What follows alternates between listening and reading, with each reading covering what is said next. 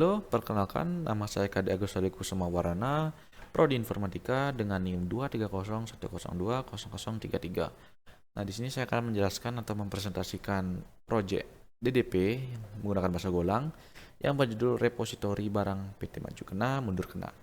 Nah, di proyek ini terdapat beberapa menu. Yang pertama menu input, habis itu menu lihat daftar, habis itu cari barang, habis itu keempat tentang aplikasinya. Kita akan coba yang pertama dulu, input barang. Kita akan ketik nomor 1. Dari sini masukkan nama barangnya, keyboard gitu misalnya. Harganya 50.000, stoknya 50. Oke, berhasil diinputkan. Kita akan coba cek dilihat daftar barang. Oke, ini data-data yang ada di file txt ya. Ada keyboard masuk ya. Itu kita akan coba cari barang. Nah, di sini kita akan coba cari barang keyboard yang tadi itu ya. Keyboard. Nah, muncul ya datanya itu ditemukan ya. Oke, tekan enter lagi. Sudah tentang aplikasinya kita pencet nomor 4 aja. Oke, ada nama pembuat, NIM sama kelasnya ya. Oke, di sini akan menjelaskan sedikit kode-kodenya mungkin kita dari awal dari atas. Nah, di sini kita package main terlebih dahulu memang biasanya folder main go gitu. Habis itu kita import, di sini kita import Buvio. Buvio itu fungsi untuk ngambil input dari user. FMT itu seperti kita format print itu untuk ngeprint teks gitu. OS-nya operating system biasanya untuk memanipulasi atau operasi sistemnya lah. Untuk string ini kita memanipulasi string itu untuk itu fungsinya itu. Oke, kita fungsi yang pertama kita jelaskan ini tampilan menu. Nah, di sini tampilan menu ini cuma ya tampilannya aja kayak print line aja biasa. Dan input barang, fungsi input barang. Nah, di sini kita awali dengan membuat scanner. Nah, scanner ini ntar untuk membaca data dari input usernya tuh yang ini. Nah, habis itu kita akan ambil tuh inputnya tuh input seperti input nama barang, input harganya, habis itu input stoknya. Habis itu tiga data ini akan dimasukkan ke dalam slice. Nah, setelah itu kita akan membuka atau membuat file baru dan menambahkan data barang. Jadi kita mengambil atau menggunakan fungsi open file. Ini kita open file data barang txt. Nanti data barang txt itu isinya ya file data-data yang diinputkan dari user tuh nanti. Habis itu sini kita menggunakan OS append wrongly create nih. Nah, ini fungsinya nih untuk seandainya jika di file txt itu dapat data, nah data tersebut tidak akan dihapus, cuma nanti data itu akan ditambahkan lagi menjadi ke data yang baru, ditambahkan lagi data yang baru gitu di file txt-nya tuh. Sini kita tangkap errornya, kalau seandainya ada error itu kita tangkap errornya. Habis itu di sini setelah kita mengopen, kita sekarang tulis datanya tuh di sini kita tulis, kita menggunakan fungsi write string, habis itu string join. Nah, nanti ini join ini untuk kita kayak biar ada pemisah dari data-datanya itu kan. Nah, kita menggunakan pemisahnya ini biar ada pemisahnya gitu. Oke, ini sama juga tangkap errornya kalau seandainya ini nggak mau fungsinya. Itu menampilkan pesan sukses jika dia berhasil. Oke, habis itu fungsi show barang ini untuk menampilkan data-data yang tadi itu. Pertama kita akan membuka filenya, file txt-nya itu kita akan buka menggunakan ini fungsi open dari package OS. Itu kita ambil errornya seandainya jika ada error.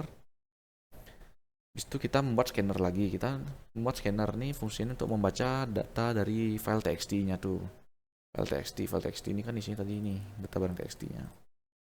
Habis itu kita menggunakan looping. Nah, looping ini menampilkan data barang dengan nomor urut. Nah, seandainya jika scan ini hasilnya true, maka dia akan menjalankan loopingnya sambil mengisi nomor urut gitu. Seandainya ada looping, dia akan i-nya ini akan plus karena awalnya 1 nih. Dia akan plus nanti seandainya dia ada looping gitu. Habis itu fungsi search. Nah, fungsi search ini fungsinya untuk nyari barang yang tadi itu. Nah, diawali dengan membuat scanner lagi, kita membaca data dari input usernya. Kita baca, habis itu kita masukkan hasil inputnya itu ke dalam parameter fungsi search barang. Habis itu fungsi search barang. Fungsi search barang ini kita awali dengan membuka file barang txt-nya. Kita buka ini untuk dibaca gitulah, untuk dibaca sampai sistemnya. Kita panggil errornya lagi, seandainya ada error. Habis itu kita buat scanner untuk membaca data dari filenya tuh di sini. kita baca atau membuat scanner untuk membaca datanya itulah. Itu found false ini fungsi enter nih untuk menandai apakah sudah ditemukan setidaknya satu baris data yang sesuai dengan kata yang diinputkan oleh user. Ini untuk nanti nomor, seandainya jika data yang ditemukan itu lebih dari satu, nanti dibuat perulangan gitu. Nah, ini ada for looping di sini fungsinya itu adalah melakukan iterasi melalui setiap baris file. Nah, seandainya jika scannya nih ada true, hasilnya true, dia akan membaca data dari filenya. Data ini scan barang teks, dia akan ngambil membaca data dari teksnya. Tapi dia belum ngeprint ke ini, udah belum ditampilkan gitu. Kita buat kondisi lagi dalamnya, if match ignore case. Nah, ini fungsinya itu ada di bawah. Nah, fungsi match ignore case ini fungsinya itu adalah kita ambil gini, data yang ada di file txt sama data yang diinputkan user. Nah, di sini fungsinya itu adalah untuk mencocokkan stringnya itu tanpa kayak kita nggak harus ada huruf kecil ada huruf besar gitu, jadi bebas mau huruf kecil mau huruf besar gitu. Kita buat kondisi seperti itu, kita masukkan data sama input usernya tadi, habis itu kita menampilkan datanya jika ditemukan ya. Nah, jika data yang ditemukan akan di print sambil ada penambahan nomor urut gitu. Di sini ini penambahan nomor urut sama di sini printnya gitu. Habis itu jika ada error di scan barang ini ya kita akan tampilkan pesan errornya. Nah, jika seandainya tidak ada barang yang ditemukan atau seandainya user menginput cuma data itu tidak ditemukan sama sekali, maka ya akan ngeprint ini data tidak ditemukan.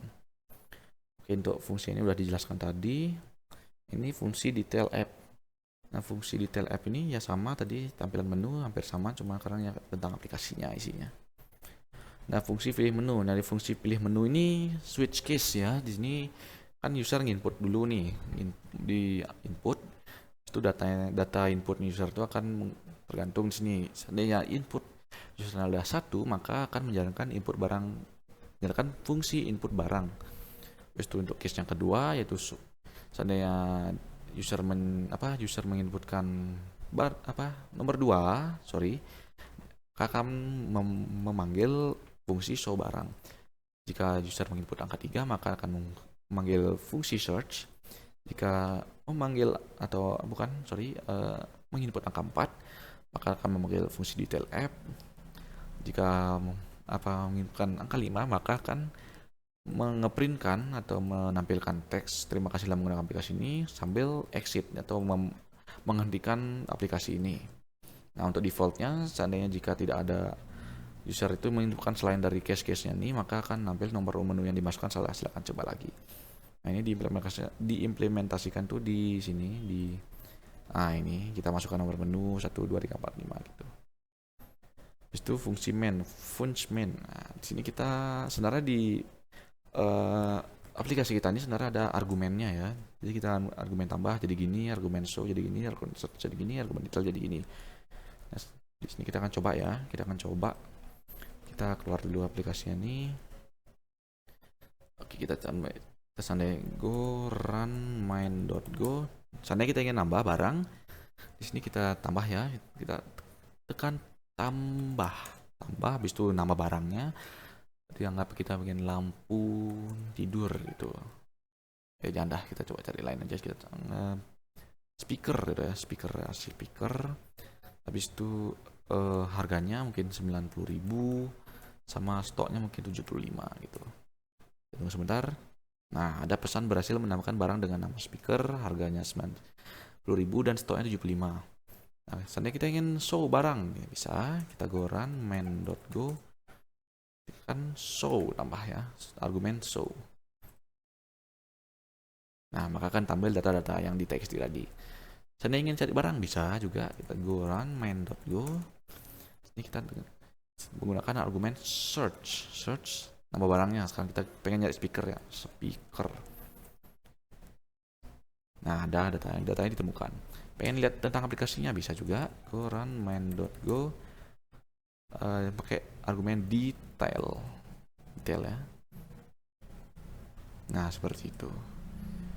Nah, untuk kode-kode argumen yang tadi itu saya akan jelaskan sedikit. dia kan ada dalam function nih. Nah, dia kan akan melakukan mengecek perkondisian apakah panjang argumen yang dibuat lebih dari satu argumen. Di sini adalah panjang dari argumen yang dibuat oleh user. Jika panjang itu lebih dari satu, maka akan masuk ke sini. Nah, di sini kita mau satu variabel. Variabel itu isi adalah argumen pertama. Argumen pertama setelah nama file itu. Habis itu kita switch args ini. Kita buat kasus jika ada case tambah di arg ini, maka kita buat perkondisian lagi. Perkondisiannya di mana jika panjang dari argumen yang dibuat user itu lebih dari sama dengan 4, maka akan masuk ke fungsi ini dengan parameter osarg 1.2. Nah, ini maksudnya itu adalah argumennya itu yang diambil adalah setelah satu atau setelah yang tambah gitu maksudnya. Jadi pokoknya apapun argumen yang setelah tambah itu akan diambil gitu. Nah, ditambah barang ini ada di atas, ada di sini. Nah, sebenarnya nih untuk fungsi tambah barang args ini hampir sama data fungsi tambah barang yang biasa. Cuma di sini cara pengambilan datanya beda. Yang di sini cara pengambilan datanya ya menggunakan argumen-argumen tadi, argumen-argumen yang diinputkan oleh user gitu. Bawah lagi, habis itu untuk case yang show, sini jika argumen yang diinputkan oleh user tulis show, maka kita tinggal memanggil fungsi show barang gitu aja. Untuk case search, di sini jika user menginputkan argumen search, maka dia akan melakukan perkondisian lagi, yaitu length ors lebih dari 2. Nah, artinya itu adalah jika panjang dari argumen yang diinputkan user itu lebih dari 2, maka akan memanggil fungsi search barang